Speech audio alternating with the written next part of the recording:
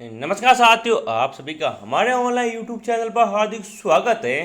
प्रिय विद्यार्थियों, आज बात करेंगे वर्तमान महावीर ओपन यूनिवर्सिटी कोटा के अंतर्गत जून एग्जाम 2023 की, जिसके अंतर्गत हम आज बीएससी फर्स्ट ईयर के पेपर की बात करने वाले हैं। तो आज का जो अपना पेपर है वो है दोलन एवं तरंग, जिसका पेपर कोड है PH02। तो इस वीडियो को शुरू से लगाकर अंत तक आप पूरा देखें ताकि आपको पूरा पेपर अच्छी तरह से समझ में आ जाए।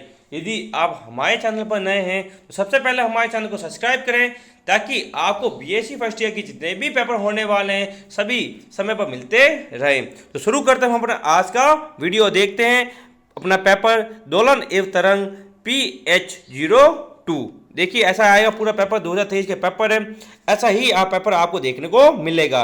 पेपर का नाम है दोलन एवं तरंग फिजिक्स का ये पेपर है। पेपर कोड है PH02।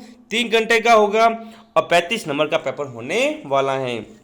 देखिए खंड अ ब स 3 सेक्शन इसमें होंगे। खंड अ का अंतर्गत आपको 7 सवाल करने, सभी 1-1 नंबर के होंगे, जो कि 7 अंक का कुल खंड अ है। पहला सवाल देखिए पहला सवाल, अवमंदित बल का एक उदाहरण दें। ठीक है कि अवमंदित बल क्या है। दूसरा, वेरी वेरी इंपॉर्टेंट कर लो, सात्विक विशेषता गुणांक से आप क्या समझते हैं। ठीक है। अगला सवाल है तीसरा, जो कि बहुत महत्वपूर्ण है। तीसरा कि विद्युत चुंबकीय तरंगों के ऊर्जा घनत्व को परिभाषित कीजिए। चौथा है तरंग गति से आप क्या समझते हैं। वेरी वेरी इंपॉर्टेंट कर लो साथियों, ठीक है ना, कि तरंग गति से आप क्या समझते हैं, तरंग गति की परिभाषा क्या है वो आपको याद करनी होगी साथियों। अगला सवाल है, कला एंड तरंग वेग क्या है। तरंग वेग को परिभाषित करना है। छठा सवाल इंपॉर्टेंट, वेरी वेरी इंपॉर्टेंट, सरल आवर्ती गति का समीकरण लिखिए।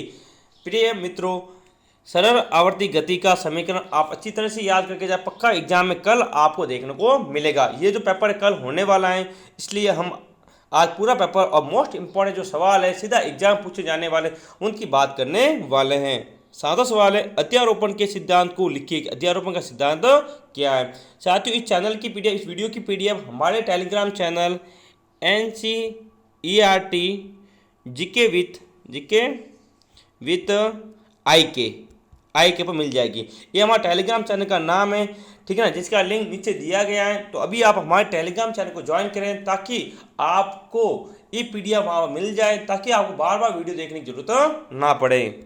अगले सवाल देखते हैं, पार्ट बी की बात करते हैं, जिसके अंतर्गत आपको 4 सवाल करने हैं कुल, ठीक है ना, जो कि 3.5 नंबर का होगा, यानी पार्ट बी है वो 14 नंबर का होने वाला है। ठीक है।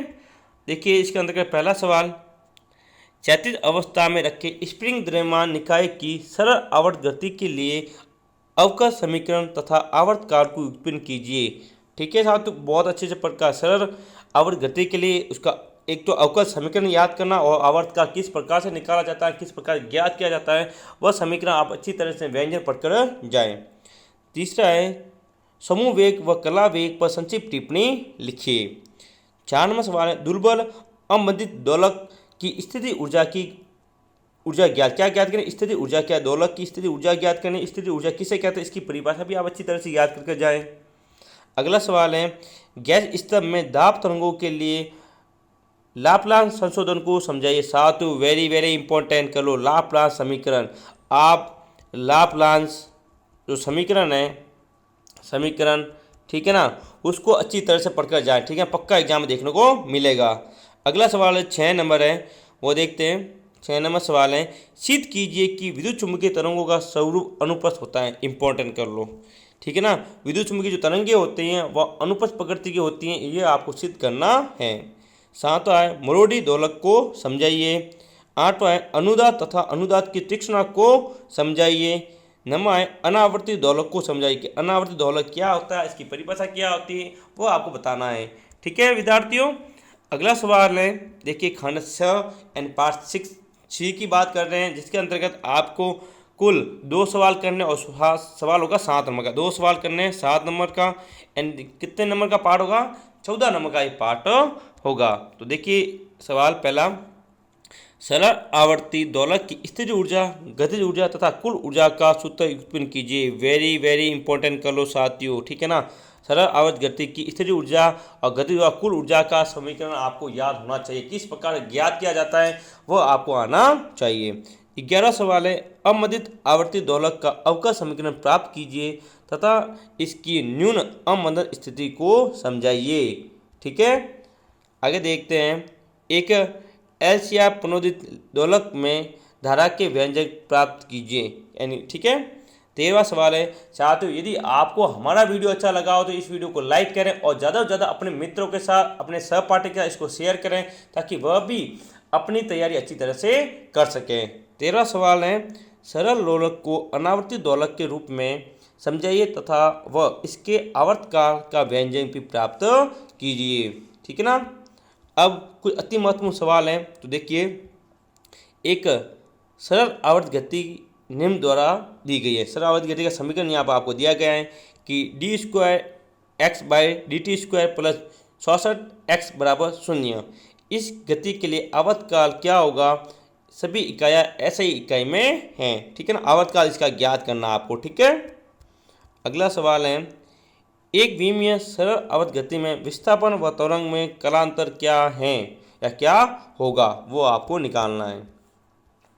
अगला सवाल है, निम्न दो लंबवत सरल आवर्त गति की परिणामी गति के लिए पथ समीकरण लिखिए। इसके लिए आपको पथ समीकरण लिखना है। दो सरल आवर्त गति दिया गया है। पहला x बराबर 3x म्यू टी तथा y बराबर है 4 साइन कोष्टक mu t upon plus pi दिया गया। ठीक है।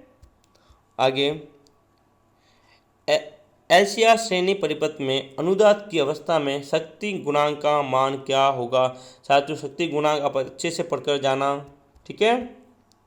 अगला सवाल है, एक अनावर्ती सरल लोलक का आवर्तकाल आयाम से स्वतंत्र होता है, क्या ये कथन सत्य है। आपको बताना है ये सत्य है या नहीं है। अगला सवाल है, एक बिंदु स्रोत की शक्ति 3.14 वाट है, 1 मीटर दूरी पर तरंग की तीव्रता क्या होगी। आपको तीव्रता की गणना यहाँ पर करनी है। अगला सवाल है विद्यार्थियों, एक पदार्थ का यंग गुणांक y बराबर 2 × 10⁻10 न्यूटन प्रति मीटर तथा घनत्व d बराबर 800 क्या है किलोग्राम प्रति घन मीटर है, तो उस पदार्थ में अनुदैर्ध्य तरंग का वेग ज्ञात कीजिए। क्या ज्ञात करना है, तरंग का वेग। आगे चलते हैं। एक सरल आवर्ती दोलित्र में स्थितिज ऊर्जा, गतिज ऊर्जा एवं कुल ऊर्जा पदों को समझाइए तथा संबंधित चित्र भी बनाए। साथ ही इंपॉर्टेंट सवाल है ये। ठीक है। अगला तीसरा, सरल लोलक के लिए आवर्तकाल का व्यंजक प्राप्त कीजिए। साथ ही वेरी इंपॉर्टेंट है। ठीक है ना। ये सवाल जो चौथा सवाल दिया गया, तीसरा है सरल लोलक के लिए, सरल दोलन नहीं, सरल लोलक के लिए आवर्तकाल का व्यंजन निकालना है। 4 नंबर सवाल है, अनुदात की तीक्ष्णता को समझे। साथ ही वापस आ गया अनुदात की तीक्ष्णता, तो अनुदात की तीक्ष्णता आप अच्छी तरह से इसको पढ़कर जाना। अगला सवाल है जो कि बड़ा है, आप इसको पढ़ सकते हैं सीधा साधा, इतना बड़ा सवाल है। ठीक है। हाँ साथियों, अभी तक आपने हमारे चैनल को सब्सक्राइब नहीं किया तो सबसे पहले हमारे चैनल को सब्सक्राइब करें ताकि आपको BSc first year, second year, final जितने भी पेपर होने वाले हैं वो समय पर मिलते रहें। 6 नंबर सवाल है, विकिरण दाब से आपका क्या तात्पर्य है, दी गई सतह के लिए इसका व्यापक व्यंजन प्राप्त कीजिए। 7वां सवाल है, देखिए, तरंगों के लिए सामान्य तथा असामान्य परिक्षेपण से आपका क्या तात्पर्य है। अगला सवाल है, क्षैतिज तल में स्प्रिंग द्रव्यमान निकाय के सरल आवर्ती गति की व्याख्या कीजिए। साथियों अच्छे से इसको पढ़ के जाना, इंपॉर्टेंट सवाल है ये भी। अगला सवाल है, किसी समय t पर सरल आवर्ती दोलक का वेग उसके विस्थापन से पाई/2 कोण से आगे रहता है, समझाइए। विद्युत व चुंबकीय क्षेत्रों को दर्शाते हुए विद्युत चुंबकीय तरंग बनाइए। यानी आपको चित्र बनाना है विद्युत चुंबकीय तरंग का। ठीक है। आगे, विस्पंदन आवृत्ति से आपका क्या तात्पर्य है। 4था सवाल है, अमंदित दोलक की ऊर्जा के औसत मान में भी समय का पद उपस्थित रहता है, क्यों, वो आपको बताना है। अगला, प्रणोदित दोलक में चालक बल की क्या उपयुक्तता है और तीक्ष्ण अनुनाद से आप क्या समझ, साथियों वापस आ गया तीक्ष्ण अनुनाद। सवाल वो के वो है, केवल घुमा के पूछा जा रहा है, ठीक है। आगे बात करते हैं, तो देखिए अनावर्ती दोलक का स्थिति ऊर्जा विस्थापन वक्र असममित होने का क्या कारण है। और 8वां सवाल है, प्रसामान्य विद्या का विन्यास से क्या तात्पर्य है। अगला, मरोड़ी लोलक से आप क्या समझ, साथियों 2 बार आ चुका है मरोड़ी लोलक, तो आप मरोड़ी लोलक की परिभाषा अच्छी तरह से पढ़कर जाएं। तीसरा सवाल बड़ा है, आप इसको पढ़ सकते हैं आराम से, ठीक है। ये तीसरा सवाल है अपना। आगे चलते हैं 4 नंबर सवाल की तरफ। तो देखिए 4 नंबर सवाल, एक विमीय तरंग का अवकल समीकरण स्थापित कीजिए एवं इसका महत्व समझाइए। साथियों इंपॉर्टेंट करो, वेरी वेरी वेरी इंपॉर्टेंट है कि एक विमीय तरंग का अवकल समीकरण आपको याद होना चाहिए। 5वां, संक्षेप में एलसीआर श्रेणी अनुनाद परिपथ को समझाइए। ठीक है ना, कि एलसीआर श्रेणी अनुनाद क्या होता है, परिपथ क्या होता है, वो आपको बताना है, ठीक है। 6ठा सवाल है, तो देखिए 6ठा सवाल है जिसके अंतर्गत आपको लाप्लास संशोधन की विवेचना कहते हैं कि लाप्लास संशोधन क्या होता है, ये अच्छी तरह से याद कर जाना, ठीक है। 7वां है, विकिरण दाब से आप क्या समझते हैं, पूर्ण अवशोषक पृष्ठों के लिए विकिरण दाब का सूत्र स्थापित कीजिए। तो विकिरण दाब की परिभाषा आप अच्छी तरह से पढ़कर जाए। अंतिम सवाल है अपना, देखिए वो है, फूरिये प्रमेय की परिभाषा एवं आवश्यक प्रतिबंध बताइए। वर्गाकार तरंग का फूरिये विश्लेषण कीजिए और सामान्य व असामान्य परिक्षेपण से आप क्या तात्पर्य। ये दूसरा बार आया हुआ है, पहले भी सवाल आ चुका है कि सामान्य और असामान्य परिक्षेपण किसे कहते हैं, इसकी परिभाषा आप अच्छी तरह से पढ़कर जाए। तो साथियों ये था अपना आज का पेपर बीएससी फर्स्ट ईयर का। यदि आपको हमारा वीडियो अच्छा लगा हो तो इस वीडियो को लाइक करें, शेयर करें, ताकि हमें भी मोटिवेट मिल सके और हम भी और आपके लिए वीडियो बना सके।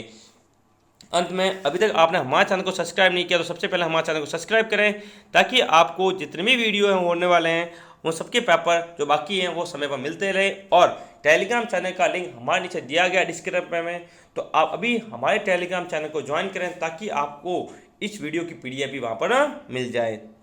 तो धन्यवाद, जय भारत, जय हिंद।